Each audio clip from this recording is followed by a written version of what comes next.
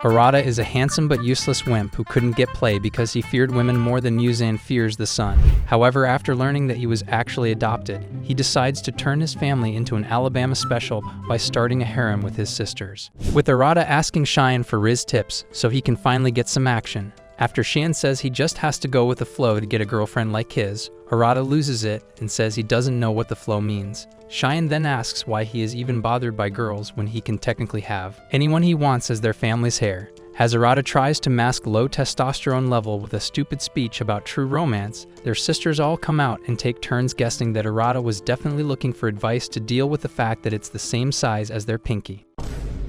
When he tells them to mind their own business, Oka continues with the insults, so Shin decides to add a little spice by saying that Arata was talking about the size of their milk bags. After sending her dog to bite chunks of skin off his body, she tells him to get help because regular brothers don't obsess over their sister's plot. Arata then claims that he has only ever seen them as ugly meat sacks, but then Oka asks if that was the case during his incident with Kotono. When Banri finally steps in as the oldest to defend him, Nanami also admits that he isn't all bad, so he tries to give her a hug but receives a punch that almost paralyzes him. Just then, Oka reminds them that it's Kotono's birthday on Saturday, and they all agree to go out together after the birthday dinner before heading to the train station for school.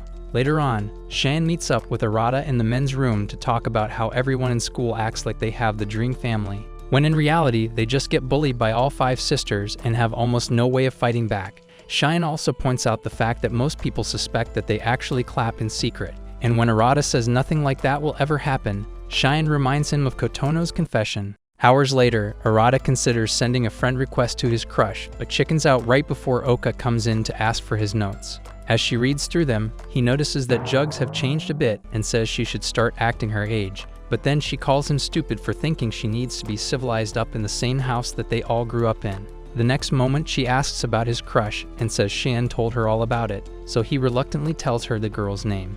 After saying that they are actually on the same committee, she tries to set them up, but he tells her to focus on finding someone that can put up with her irritating personality instead. On Kotono's birthday several days later, he puts on a suit and waits until dinner time before heading out and seeing Oka, who then manages to squeeze out a compliment before heading down. At the dinner table moments later, Minami tries to apologize for losing her AirPod, but she gets pissed and continues cussing until they both start arguing. After Arata tells them to stop, their dad, Kaname, finally shows up and thanks them all for waiting. Just as they make a toast to Kotono, Kaname decides to drop a bomb and says they are all actually adopted. Arata immediately asks for an explanation, so he further explains that while Minami and Cheyenne are actually twins, the rest of them are all unrelated. After also saying that he promised their mother to keep it a secret until the right time, he continues the dinner like nothing happened, but they all drift away from reality. Shortly after that, a maid tries to serve them tea, but Banri tells her not to worry and proceeds to serve it herself before Oka starts talking about how she feels betrayed.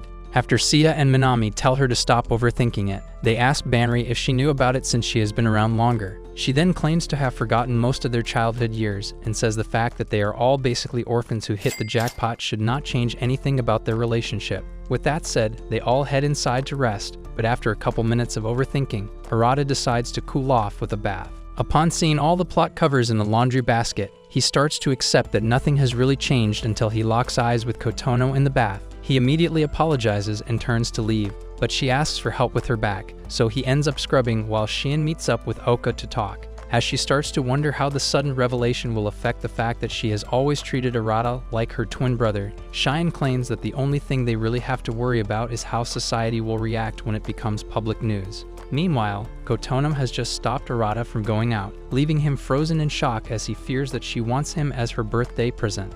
Comment Alabama love story for the next part, and don't forget to leave a like and subscribe for more videos like this.